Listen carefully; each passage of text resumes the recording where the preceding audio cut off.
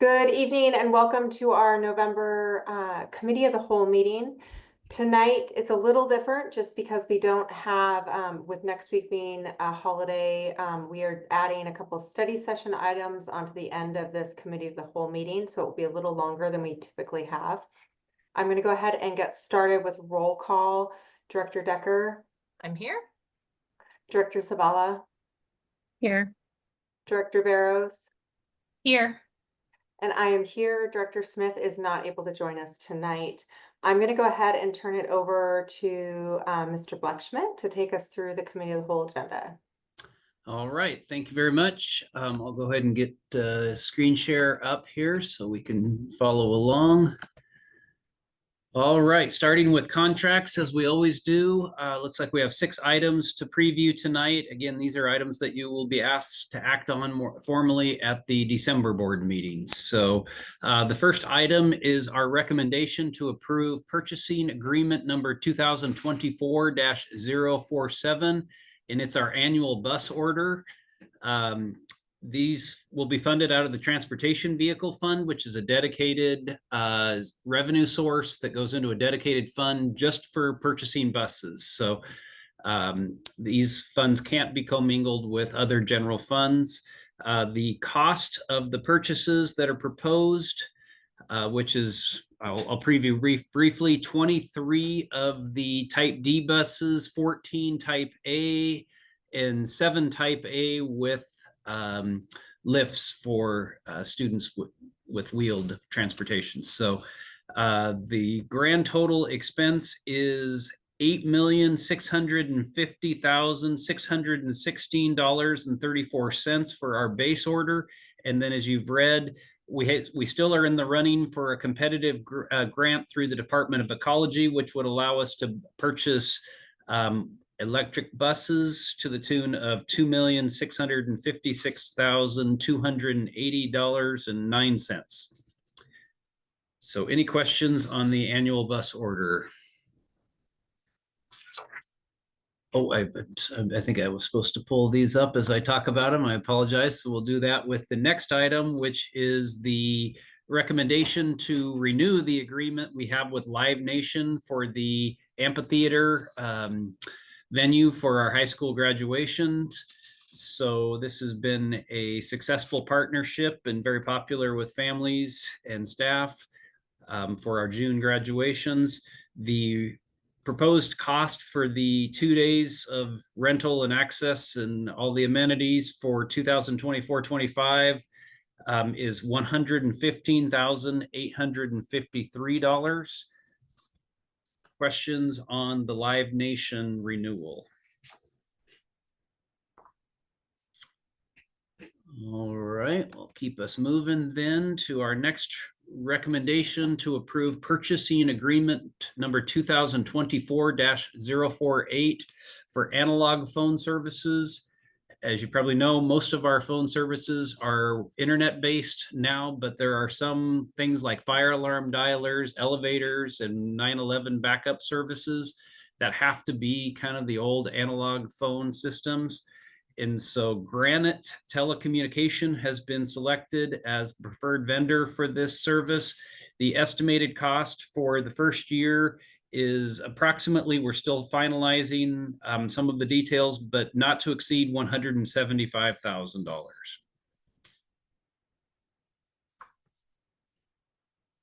Right, hearing no questions on that, we'll move on to a recommendation to renew independent contractor agreement between VPS and Lakeview Speech Therapy. They provide licensed speech therapy services to augment our own staff in that area to meet our special education students' needs. The estimated cost for the next year is $300,000. We'll hope it's less than that. We're able to recruit and hire our own, but to the extent that we've come up short in the past of being able to recruit and retain those positions, we recommend using Lakeview to augment that to the tune of potentially $300,000. Brad, I have a question, not necessarily about this, but just, I know a lot of the contracts like this for like therapy services for special education are, like you said, to supplement, like if we aren't able to hire our own. Do you know like where we're at with, like, are we having to utilize a lot of contract services because we're not able to hire, or are we like, Yeah, I think there's always been those specialty positions like SLPs and psychologists that we've struggled with. I will say we're also struggling mightily with the paraprofessionals, and that has always been a little bit of a challenge, but it's been exacerbated because the new collective bargaining agreement we have with VEA calls for significant increases in para support in most of our special education programs. And so we took a market that wasn't quite meeting our need before, and we kind of threw gas on our demand. And so, yes, the answer to your question is we continue to struggle in some of the certificated positions, but some of our greatest struggles right now are on the para side. okay, thank you. You're welcome. All right, similarly to the SLP services, we have another recommendation to renew independent contractor agreement with Springhouse Professionals and school psychologists, as you, I'm sure, are aware, are very, very challenging to recruit out of private industry. And so we're resigned to contracted services for as long as I've been involved with the district for those school psychologist services. So this particular provider, Springhouse Professionals, has partnered with us successfully in the past. The kind of not to exceed, or the estimated amount could be $360,000 for those services in 2024-25. Questions on that? And then our last item is a non-financial, but Longview School District has requested to kind of piggyback on some of our competitive bid arrangements. And so we need to enter into a interlocal agreement with them, which would be interlocal purchasing agreement number 2024-41. Any questions on that? What types of contracts would they like? I'm just reading through it and it's talking about utilizing it to get like a lower, like things that are larger dollar volume of purchases. Like, can you give examples of what types of things? Yeah, one could be paper. We're in the process right now of going out for pallets of paper. I'm thinking, I was going to say athletic equipment, but we typically piggyback on other cooperatives for a lot of those things. And so I'm struggling to come up with a couple other examples, but there might be some athletic uniforms that are outside of cooperatives that are specialized that we would competitively bid. So there could be some of that. Oh boy, I can follow up with more examples, but they're escaping me at the moment. We will probably have less of those, quite frankly, where we run our own competitive bids, as we kind of don't have a purchasing manager anymore. So we'll probably be piggybacking on others more than we've kind of led in the past. So, but I'm sure there will be some that will continue to want to take the lead on. So that's all I have for contracts. Kyle, you want me to just go ahead and keep moving right on to the policy part? Yes. All right, then I think we had Taylor on board. So I don't know if Taylor wants to do any previews or just open it up for any questions that you might have on the three proposed policy items. Sure, I'll do a brief preview. The first one, policy 6220, bid and proposal requirements. This will be up for first read timely based on the last discussion about a Longview and the intergovernmental purchasing agreement. So the proposed changes to 6220 are based on WASDA recommendations. Largely, they're focused on the sort of last section in the policy, interlocal cooperation, under the Interlocal Cooperation Act and these agreements that we have with other governmental entities to be able to use their bidding process to for purchases. So these recommendations just sort of spell out that when we are entering into an interlocal agreement with another entity and using their bidding process, that we need to make sure that their bidding process meets the state or federal bidding requirements. So this just spells out some of the details around that. And then there's an additional section relating to our requirements for the use of non-federal funds for improvements and repairs to our property. That WASDA is recommending that we add a paragraph about those requirements and the bidding process for that. Then we have two policies that were up for first read at the last board meeting and will be up for a second read and your consideration for adoption next month. 3110, qualification of attendance and placement. And you'll remember that the proposed changes to this policy would be ending our early entrance program for kindergarten. And the basis for that has been the district's efforts to provide other early learning opportunities and programs and the expansion of those programs over the recent years. And then finally, policy 3432 with this is on emergencies and a WASDA recommendation for an update to this policy to add a provision that we will provide information to substitute teachers and other temporary employees about school safety plans that they would need to have when they are working in our buildings. So those are the three policies that will be up for next month. Any questions about those? Okay. Back to Thank you, Taylor. All right, so our next agenda item is just some instructional materials. It looks like there's 4 titles that have passed through the instructional material committee, excuse me. So I'll open it up if there's questions on any of those. Any questions from directors?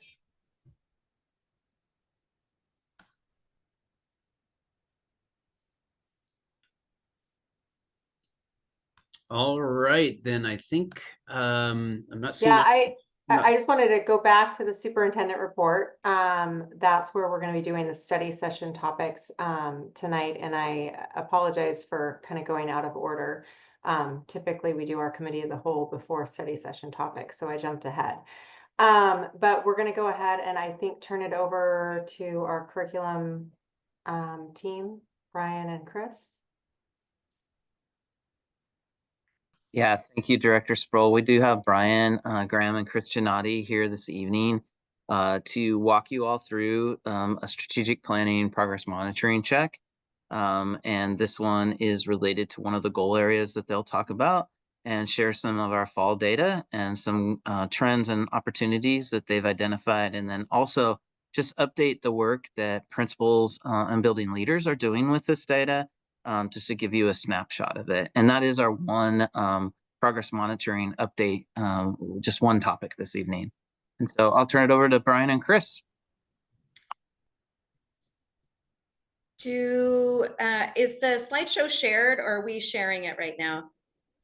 Chris, I think one of you should probably share it just so you all can right. control the slides. And directors, you should have in your inbox if you want to follow along as well.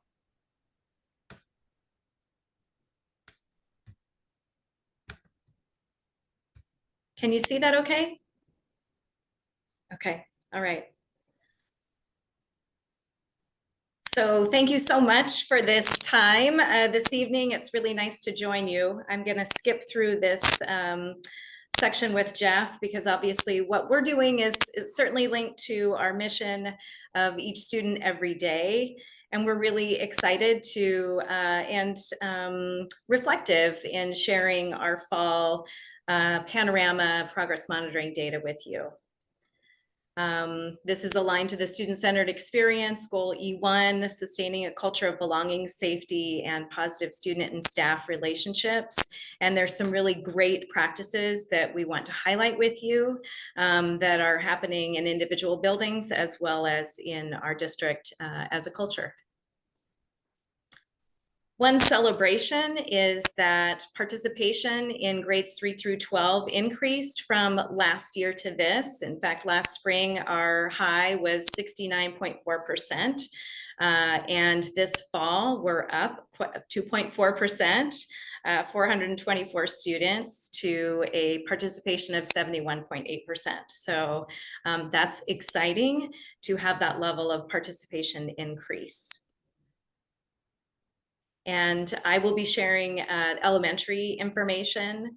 And before I get into some of the data, I think it's really important to level set a change that Panorama made this summer that did have some impact nationally on a few of the indicators that we measure in the student survey.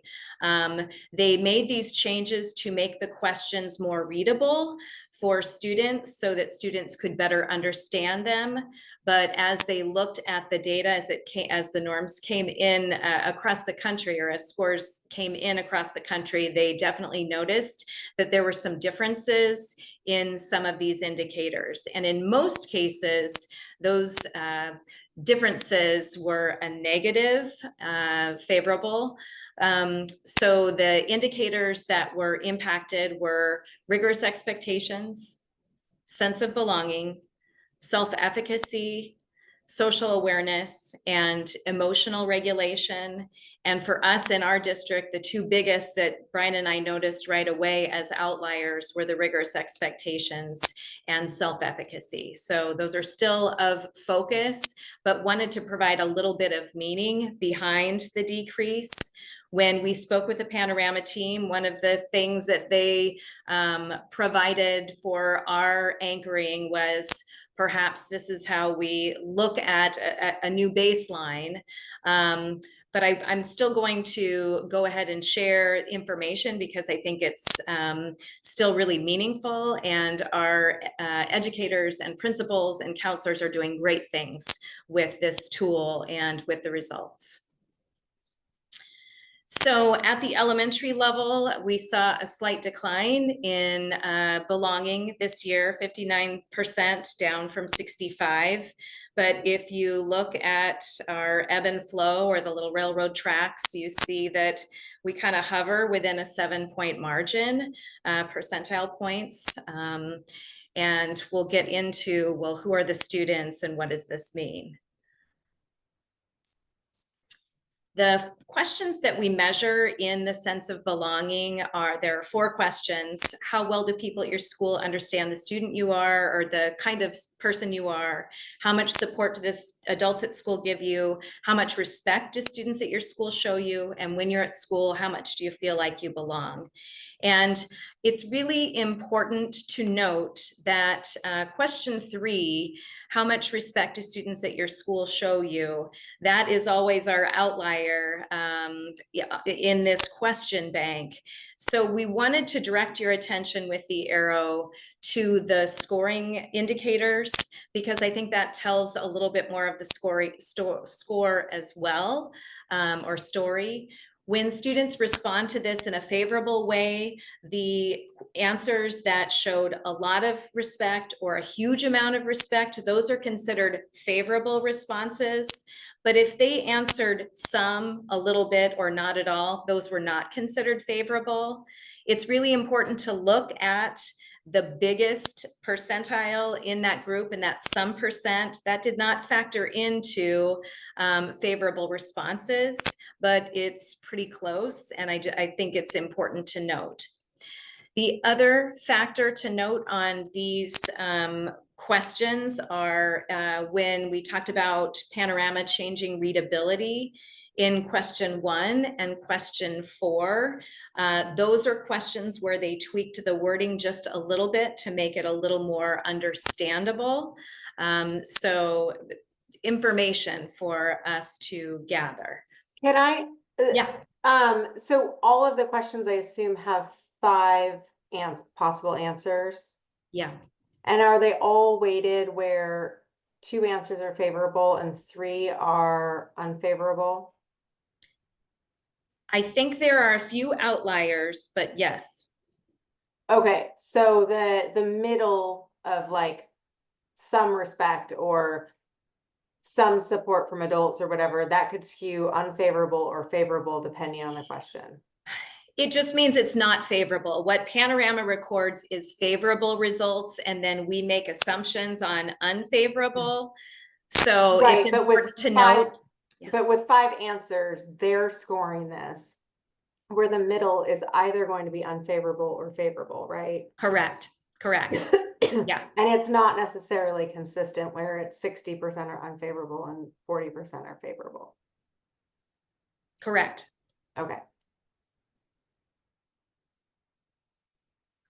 We wanted to also share a little bit about how our students perform. So we and who are the students who are participating.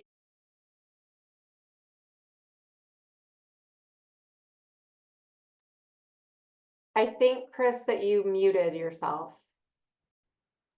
Thank you. I hid my screen. So we've got 3rd, 4th, and 5th graders participating. Again, our participation rate at elementary favorable was an average of 59.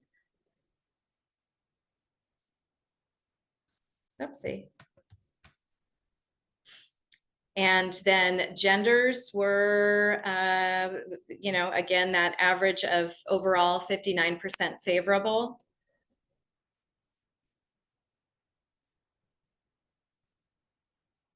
Am I going too fast? Our students who are receiving special education services, 55% of students recorded favorable favorable sense of belonging, which is close to 59 at the elementary level. And students who receive 504 services were right at our average as far as favorable responses. Multilingual was again right in that average range of favorable responses, 59%. And when we think about all of the indicators that were scored, the greatest area of increase at the elementary level was the area of challenging feelings.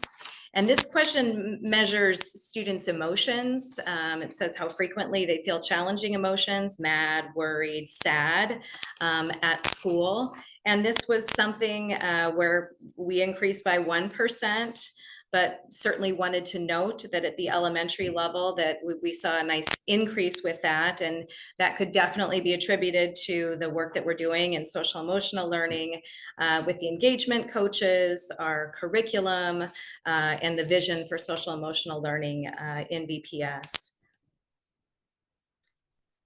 There is another area that I think is really noteworthy of focus. And as Brian and I were looking at our overall scores and then looking at individual schools, Hauk jumped out as really an outlier in the area of supportive relationships. Not only did they increase from 89% last year, but 94%. That is pretty significant. And supportive relationships are so important in this work that we're doing around student belonging.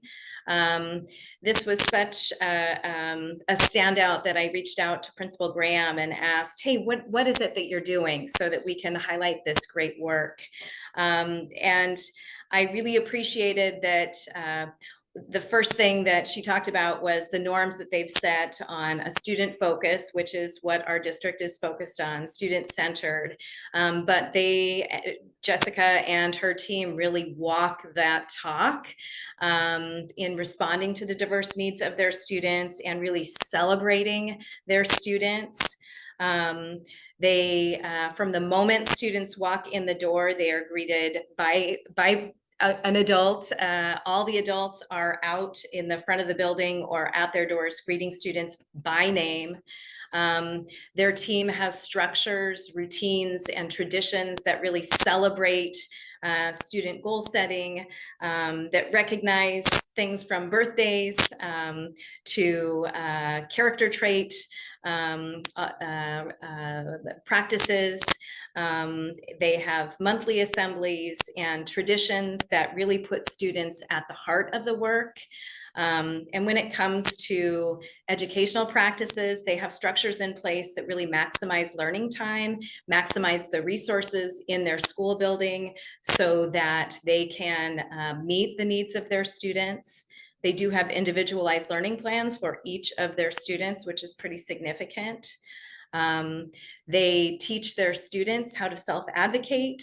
And one of the things that really stood out to me is that Jessica said she frequently has students coming to her office to talk to her about this idea that they have or this sense of pride. So when we think about self-efficacy and the need to really tool our students up, they're doing a great job of that at Houck Elementary School. They end each school day, all the staff is outside so that parents have a talking point and can make those connections at the end of the day in case there's any kind of conferencing that needs to happen. And Jessica said that's a highlight not only for teachers, but for parents. And the last thing that I think really encapsulates this work is on their daily news program. At the end of the news announcement each morning, they remind them, have a great day, Houcocks, and remember, we love you. And I think students feel that, and obviously they demonstrate that when we think about supportive relationships. So definitely want to give a shout out to Jessica and her team at Houck. Thank you for sharing that example. That's great to kind of hear it in practice. I'm curious, sorry, this is a delayed question, but back to slide 19 around challenging feelings. I'm curious if that's, I mean, I know it's a minor improvement, but if there's any reflection of this decrease in challenging feelings with behavior or discipline, or if we're seeing kind of any impact kind of in the school setting with behavior. You know, at the end of this session, we're going to be talking about some of the school practices. We unpacked this panorama data with all of our principals a few weeks ago, and we created an opportunity where principals got to respond and share not only what stood out to them with their data and what their most pressing needs are, but also promising practices as well. I think that might get to that. Okay. Can I put the plug in for that? Awesome. But on that same note, Kyle and team, one of the other things that we really wanted to highlight is that the Panorama tool is really helpful beyond this survey information. There's a lot more that we can do with this. Brian and I had the great opportunity to share and train counselors, school psychologists, and mental health clinicians on that Friday, October 13th, non-student attendance day. We really looked deeply at the Panorama platform and the capacity of that platform in social emotional work and in creating small groups. So definitely want to share some of that information with you. We also had an opportunity on November 7th to provide training to educators as well. Brian, jump on in. Great summary, Chris. You're doing awesome. Yeah. Oh. So as we think about, you know, how educators are using this platform, one of the areas that schools can look more deeply at students and get a really authentic look is by reviewing the free responses. And we've shared some of the next slides with you in the past. But the benefit of these free responses is you really get that insight into what is going on in our kids' worlds right now that we're not measuring in reading, writing, and math. And in fact, I'll go to the next slide. This question asks, thinking about everything in your life right now, what makes you feel the happiest? One of the questions, so I'll let you take that in. And these are really important insights for in our students' life. Video games is the biggest. Oh, well. Sorry.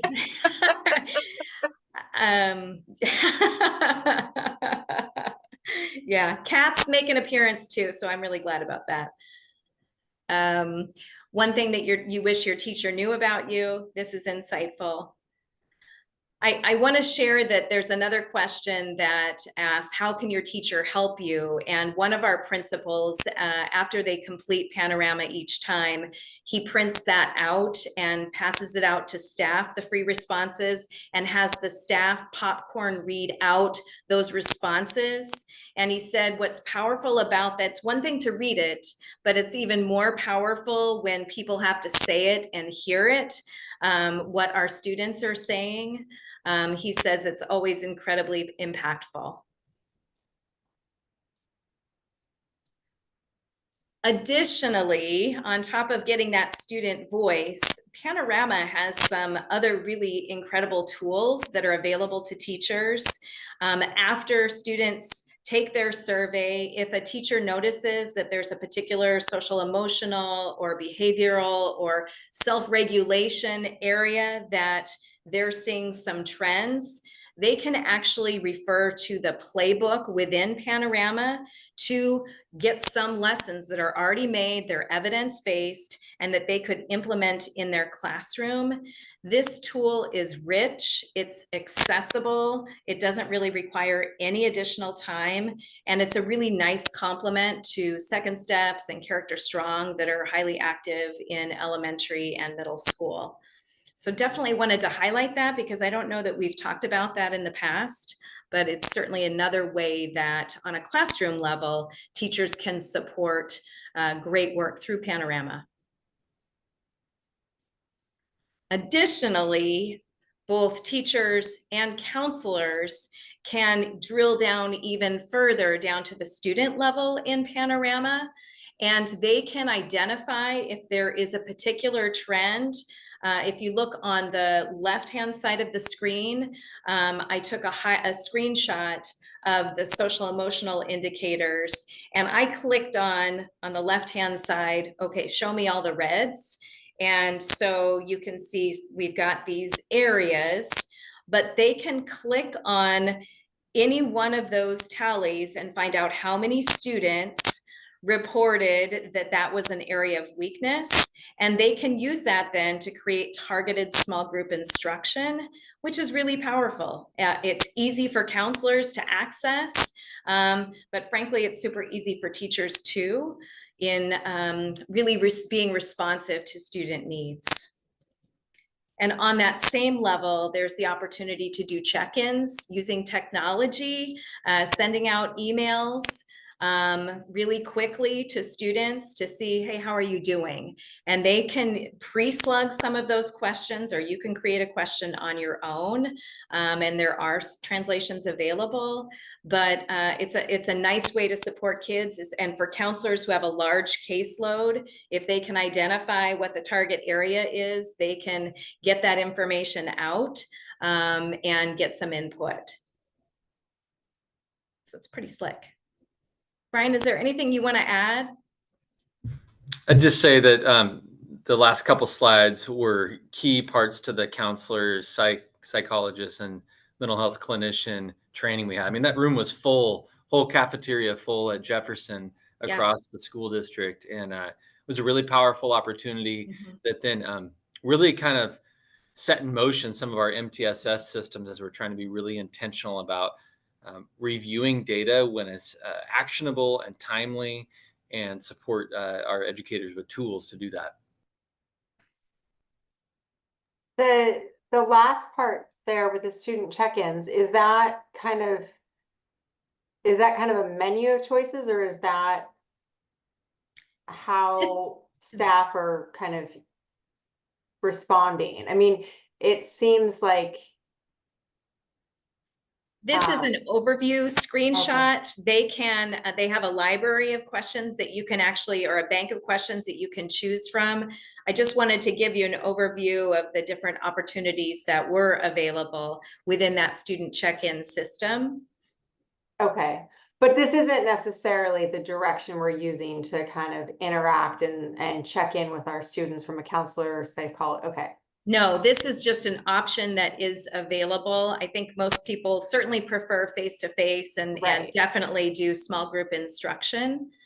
Yeah, I just wanted to ensure that this wasn't somehow like part of the training is like to replace, because it seems like No. especially students who might be suffering or facing some sort of challenges at school might need a little bit more personal response. Thank you. Yeah, really good point, Kyle. I certainly didn't mean to intimate that.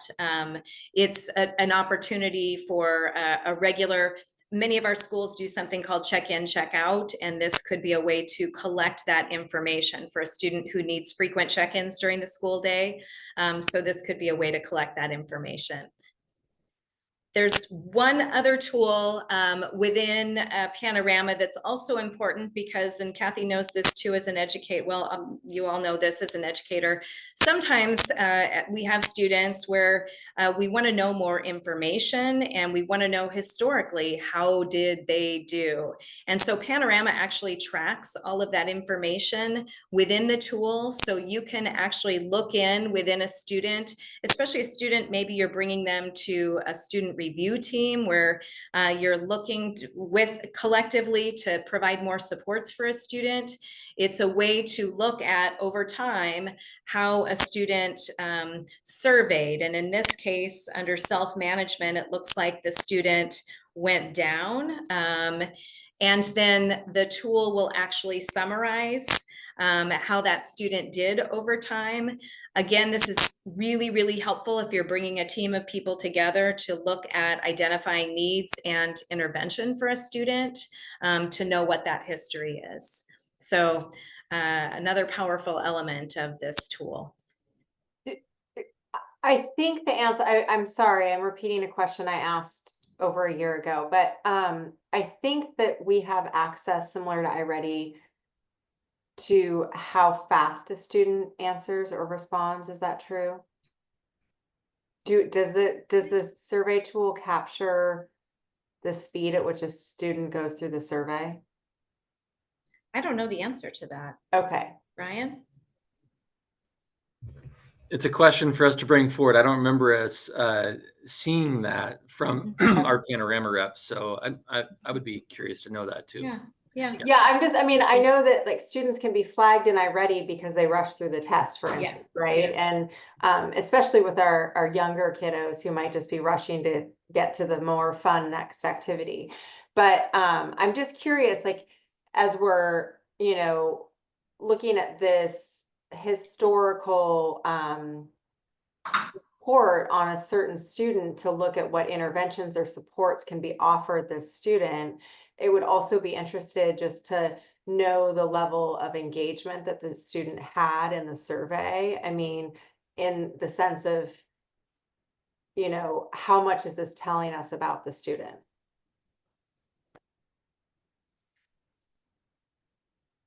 Okay.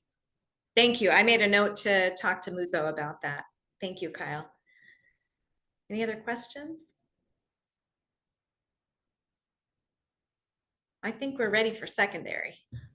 Yeah, kind of as I go into the secondary slides, just make a connection with what Director Sproul just asked to.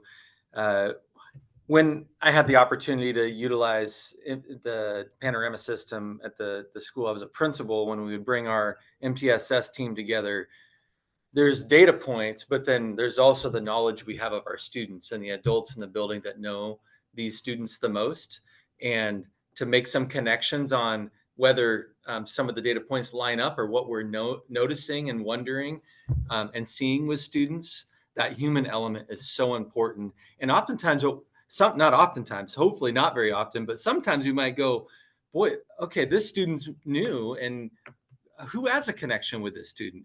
Okay, we need to, maybe our initial intervention is starting to get to know the student and build some positive relationships, both with peers and adults in the building. So that point is really well taken and super important that we put a lens on who are the students and what do we know about them and their experience.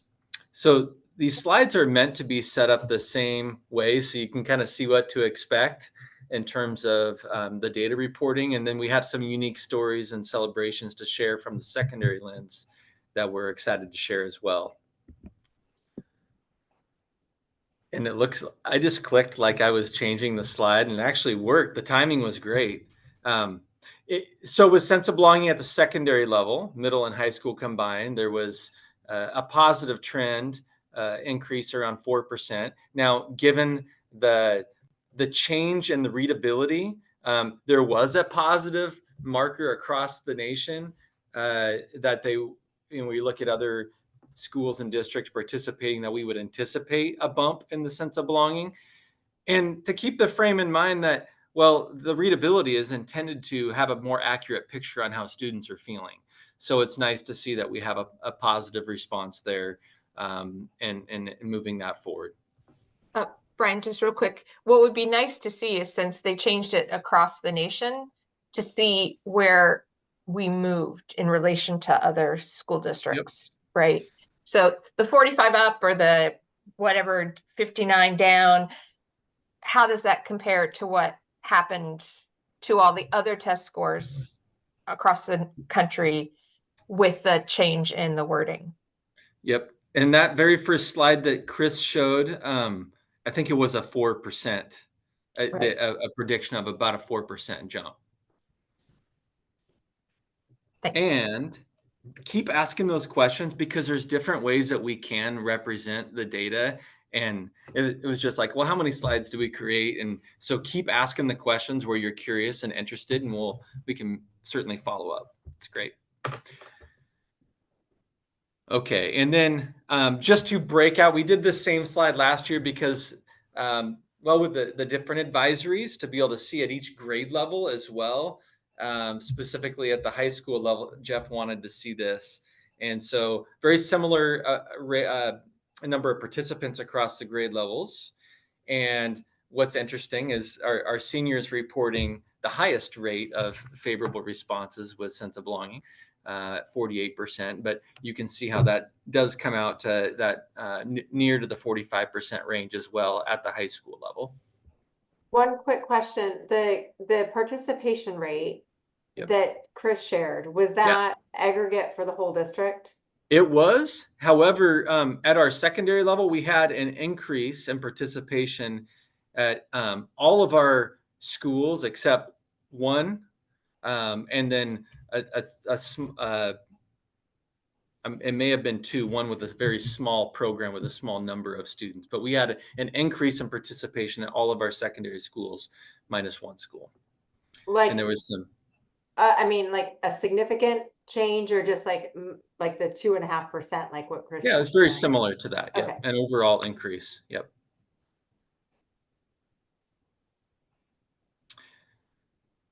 So the 4 questions, so with elementary, there were 5 questions. There's 4 questions with the change in readability. There's really one that changed the most, which is why you'll see the one that marked at 51%. How much support do the adults at your school give you? So that's kind of like a new baseline. So they didn't give us the change. As I was looking at the data, the one I was most curious about was, okay, again, that question around how much respect do students at your school show you? Similar to what Chris shared with elementary, and that, okay, that's interesting. So if you focus off to the side, again, the green bars, if you were to add those percentage points up, give you the 40% responded favorably. And yet 41% of the students responded with some respect, which is that level 3 response, which at first, I mean, it's, would we like that number to be higher? We would, but it's not as alarming when you look at the 1, 2, 3, 4, 5 responses going, okay, most of our students are clustered near the top. And now how do we bump that? How do we bump that up to where kids are feeling like there's a lot of respect shown? And I think we have a few nice positive trends towards that we'll show at the end of this data point. I have a question kind of about that. Is this like how the question is listed? Is that the only like explanation to the question?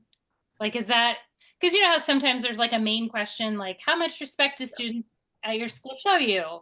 How kind are they? How well do they treat you? Like, is there any additional like explanation, or is that the question? Because I also think respect, I mean, it's up for interpretation, because a lot of times, I mean, we think like, well, respect, it could be being kind, it could be this, but a lot of times we talk about respect, I don't know. I mean, it could be, you know, how you like, you know, respect your teacher, like, you know, Or acceptance. yeah, or like, yeah, like, I don't know. So I'm wondering if part of that too, like, is how people think of respect, like, I guess, you know, like, and why it leads to a lot of, like, most of the kids putting some versus like a broader picture of like, how kind are the other students to you? Like how, I don't know. Yeah, Chris, you can correct me if you think I'm off on this, but as I have seen this administered, and especially at the secondary level, that the questions are as they are, and they would encounter them with the best readability possible, is the way that Panorama is trying to design that. So there's not additional context that I'm aware of. Okay. Yeah. Okay. Going to the next slide. And so the same breakouts here when we look at by grade level. See sixth grade, 51%. You know, there's quite a few transition activities that are really positive that happen with our sixth grade group, and that it makes me wonder, maybe make some inferences there that that's having a positive effect early on for students, which is nice to see. And then by race, remember that the overall of the entire number of participants, the overall favorable rating was 45%. So we're kind of looking at that as a benchmark, and then going down and looking at different groups of students and how they responded. All the groups are 40% or above. And this is also a great opportunity when we share the data review process that our principals, coaches, language development specialists engaged in, a way for us to look at groups that we're really trying to impact their experience at school. And then by gender as well.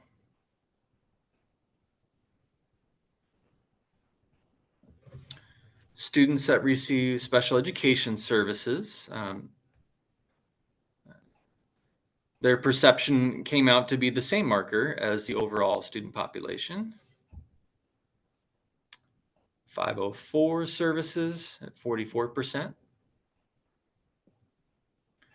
Students receiving multilingual services, 43%. And I apologize for the amount of text on the side. That's not my style normally, but something jumped out at us. And remember how the slide we talked about how there was some readability changes, and that panorama, as they looked at data across the nation, where there were adjustments. And so one of the survey topics that is pretty significant is around self-management. And with the change in readability, Panorama and their data that they analyzed, there would be a +2 factor. Okay, +2, that's a little bit of an increase. I don't think that describes what we saw in the typical middle school model with Alki, Disco, Jason Lee, Jefferson, Geyser, and Mac. We had some pretty significant jumps there, and we've also had quite a significant focus on Champ Stoic work and school-wide expectations. And I think that there's a correlation there, absolutely, and what we're seeing happen in our buildings, the way kids are feeling. These are the questions that are associated with self-management. So I'll just read them here. In the past 2 weeks, that's the frame, how often do you allow others to speak without interrupting them? How often are you coming to school or class prepared? How often are you following directions in your class? How often are you getting your work done right away instead of waiting until the last minute? How often are you paying attention in class? When were you working, or in the last 2 weeks, when were you working on your own? Were you able to stay focused? And so thinking about favorable responses from students, that's pretty significant. And knowing how tightly our leaders are working together, this was a really great celebration point. I shared the norm reference graph across the nation too. So we did have one school score 80%, which was in the 99th percentile of all middle schools across the country. And okay, great. That's awesome. But if you look at the other markers too around with Disco, Jason Lee, Jefferson, Geyser, they all had bumps. And I know their teams are really excited to review this and know that their hard work is paying off with how kids are feeling in the space. Just kind of want to pause on that for a minute.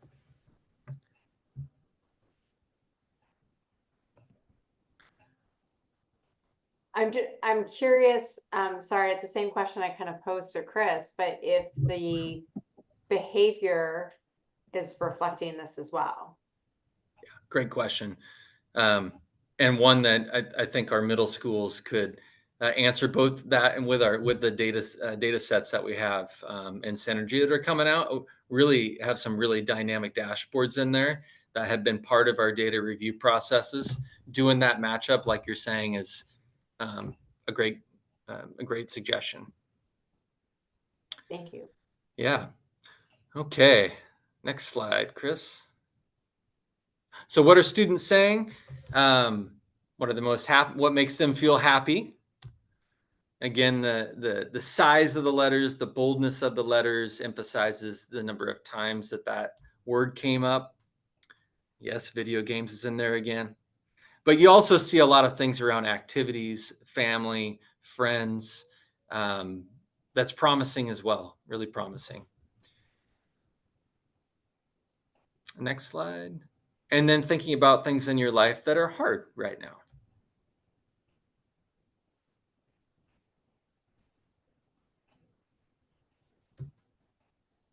It's so interesting that the things that in elementary school made them happiest at the secondary level, some of those things are showing up on the thing that are the hardest for them. Their family, their mom, their dad, which is heartbreaking, but there is that natural breaking away from, as your kids grow up. But it is kind of like stunning when you see those words show up in different places at the 3-5 versus the 6-12. Just a noticing.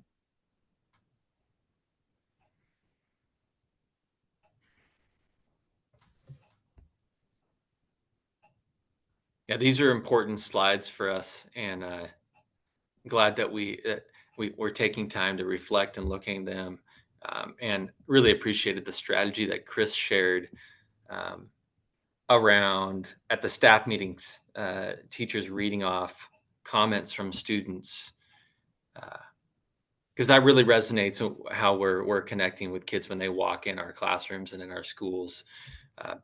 Really impactful. Okay, next slide. Okay, yeah, I mentioned this. So Chris and I have had the opportunity to collaborate with other directors and executive directors in designing the K-12 administrative meetings that would have all of our principals in one space together, as well as instructional coaches and language development specialists. There's also TOSAs in the room. So quite this large learning community that are leaning in together.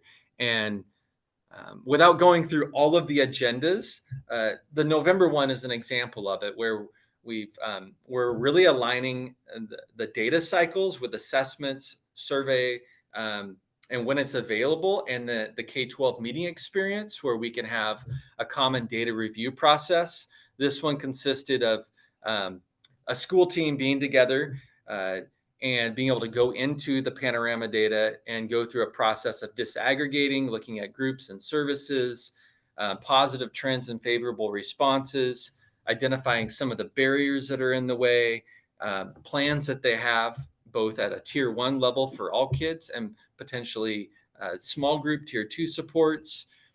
And then we, this picture, after having a chance to go through the data review process, then we organized schools in feeder patterns. So there was 5 different feeder pattern groups where they broke out. And Chris was taking notes from the school teams sharing, and we went around and each school in that feeder pattern shared on these 4 questions. How is your equity priority group showing up in the school's data? What are practices that are contributing to favorable responses? What is the most pressing need for your students from the student SEL survey and what they're observing in schools? And then how will you involve staff and students in developing next steps? And Chris, I don't know if you want to comment right now as we transition to the next slide, because you are deeply invested in this process as well. You know, it's not often that we mix our elementary and secondary principals together when we do our whole group shares. So this felt like a pretty special opportunity and a really appropriate one as we look at student belonging, their feelings and perceptions about school, to have them in their feeder patterns. It was really great to have that K-12 continuum represented in each of those 5 subgroups. So we thought we would share a couple highlights from each of those 4 core questions in the different groups. And there was a whole lot more information, but we just tried to pull out some highlights that would potentially resonate with you and hearing what administrators, teacher leaders are thinking in their buildings. So Chris, do you want to lead with maybe the question in elementary, and then I could share the secondary?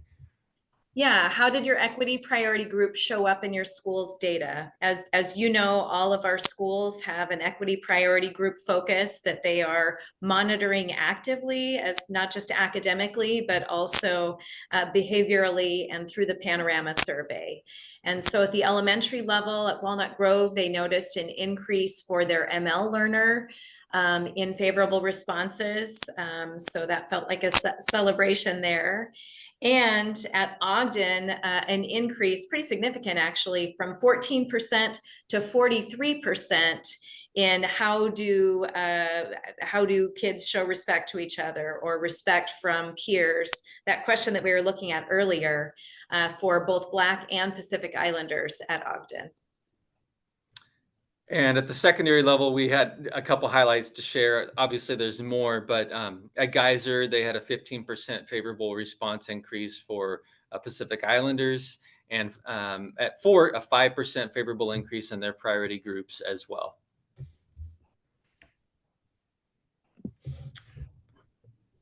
So then we asked, what are the things that you're doing basically that are contributing to these favorable responses? And this is one that both Brian and I wanted to type down every single thing that is going on because it's all definitely great stuff.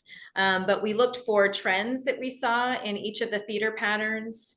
And one of the expectations around Panorama is that it's a 3rd through 12th grade survey, but kindergarten, 1st and 2nd grade teachers can provide a teacher perception survey for individual students or for each of the students in their class, but that's been an optional responsibility. And we're seeing more K-1 teachers participating in that optional survey, which gives us really great data. And as we look at historical data, as we saw, that teacher perception data is recorded. Also, that notion that having 30 minutes of social emotional learning time dedicated every day, implementing second steps has been really positive. Many schools are taking time to train their paraeducators in the systems that they have to support students, as well as interventions and work around belonging. So that is important because we're all on the same team at a school site. A couple schools noticed the office staff greeting of students who come late, just changing that verbiage to, we're so glad you're here. And we all know how much better that feels than, why are you late? So having that asset-based language. And then finally, many of our schools really acknowledge the great professional learning that's taking place and implementing the 7 steps for language learning that really is promoting students' voice. Yeah, the sharing on this question is really significant in the space. I wish you could have observed and watched it and listened to it, because it's really amazing leaders that are putting these practices into place in schools with their staff. And it's that efficacy piece. We're noticing this is making a difference. And when you hear that across schools, it kind of influences practice in a really positive way. Like, oh, yeah, wow, we could do that as well. And so like some of these ideas and things that are in play, you probably heard about more than once. So like the hate and bias protocol at the secondary level. I mean, that training took place in August and has had an impact, and schools are implementing it deeply. So that was one that stood out. One that you might not know about is with our family engagement specialist, Twin San is from Chuk, and Twin San helped facilitate some presentations on where is Chuk, the whole traditions, the community setup, elders in the community, really about the culture. And it was super impactful. I had the opportunity to sit, and Chris and I both did, and it just helped you understand more about students and what they're bringing with their assets and their culture into schools. Again, the 7 steps for language learning has been a huge piece. I'm so grateful for Lucy and the ML team creating those learning experiences, greeting kids in the hallway. And then our middle school is really targeting work with 6th graders and impactful strategies with their staff.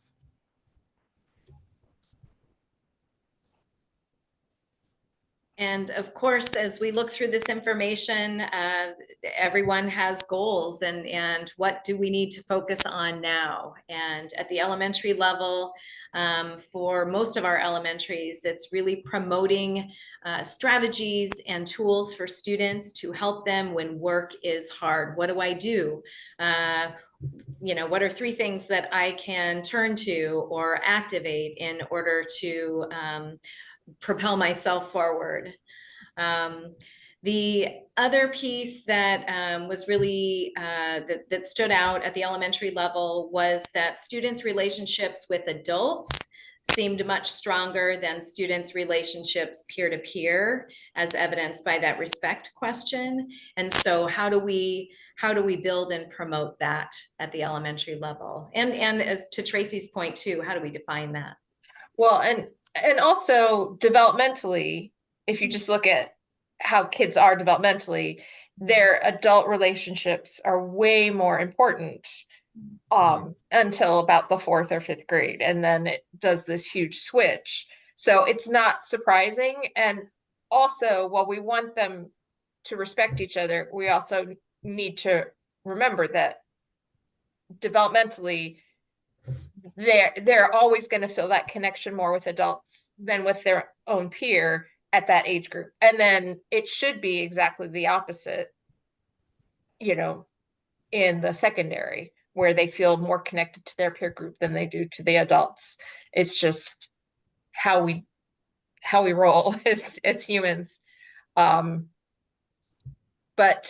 just a note on the self-efficacy, just as subbing in a variety of age groups and school buildings, it is the #1 thing that teachers keep coming back to about that students right now have such a hard time like figuring out what to do next when they don't know when they don't know the answer immediately. I don't know what to do next. Like being able to so what do I do? Like, unless you tell me, I don't know what to do. And it's across all the grade levels. It's really, it's concerning, right? Did you read the problem? Well, no. Yeah, it is one of those things that we have a lot of work ahead of us to develop that. Sorry. No, thank you. Thank you. The importance of structures and systems. Yeah, thank you. Well, and to connect with that on the secondary level, so the three main themes that popped out were around peer-to-peer connections, again, self-efficacy, and then family connections as well. And what a great thing that we have a data point, whether everything's perfect in it or not, that we're pausing and going, how are our students? What's their voice? What are they saying about their perception of being at school? And it's leading towards these conversations, which allows us to put some things in place. Okay, Chris, we'll go to the next one. Yep. So then the last question was really on what are your next steps? What are you going to do with this? And not only next steps for you, but how are you going to involve your staff and students and frankly, even community? At the elementary level, a lot of responses were on how do we share this data with others? And so utilizing two structures at the elementary level that are active, the equity team and guiding coalitions, sharing panorama data with their teams and identifying what the patterns are in students' responses. And also making determinations at the primary level for those schools whose teachers didn't participate in the teacher perception survey. How are they going to glean that information from primary students? There was conversations around student leadership teams. At the elementary level, we don't have a student advisory, but there are leadership teams at many of our buildings who also have perceptions around some of these survey questions as well. And then finally, sharing results with PTAs and PTOs. The other portion of conversation at the elementary level that really stood out was how do we, at the classroom level, how do we in our systems develop a common understanding of what respect is and in building self-efficacy. So good work ahead.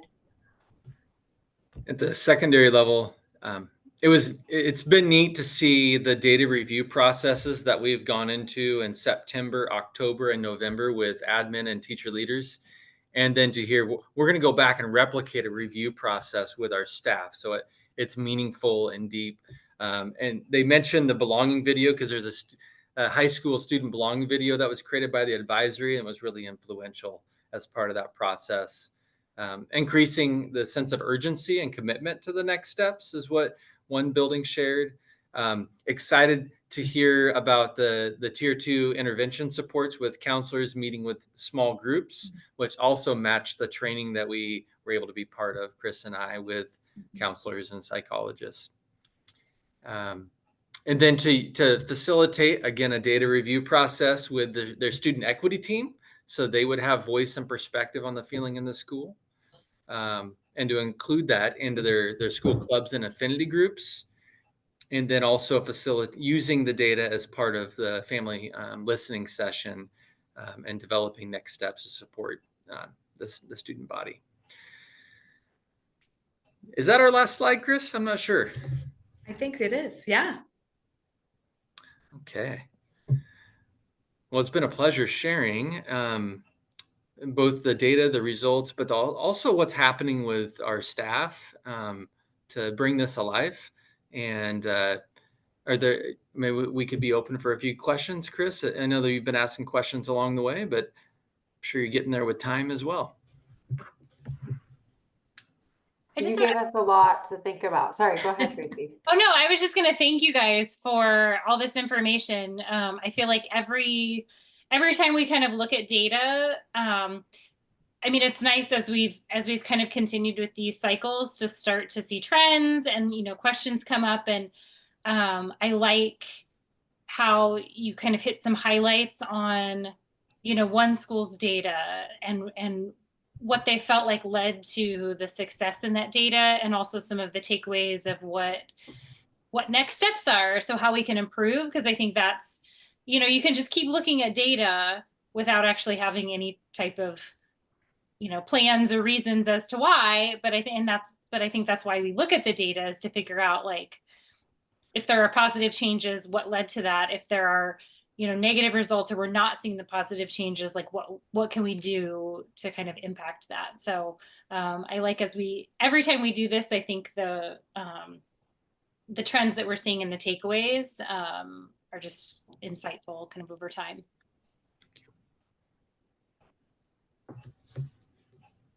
Of course, if anyone has any follow-up after the fact, if you reflect on it, feel free to email. But thank you very much, both of you, for the great presentation. Thank you. Thank you for your Have time. a good evening. I'll stop Have a great sharing one. now. Thank Thank you. So that is the last item on our agenda. We are going to recess to executive session for personnel to discuss the performance of public employees. And I estimate it to be about 45 minutes. So there will be no action to follow. Thank you so much.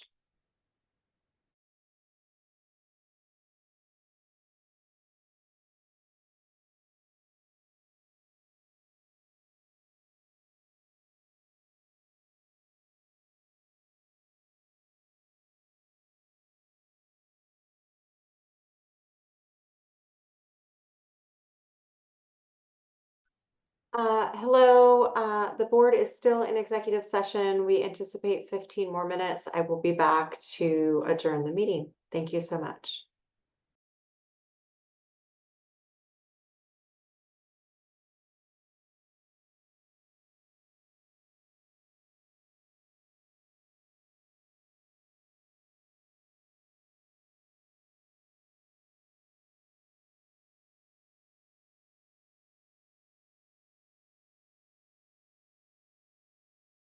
Good evening. Our executive session concluded at 7:42 p.m.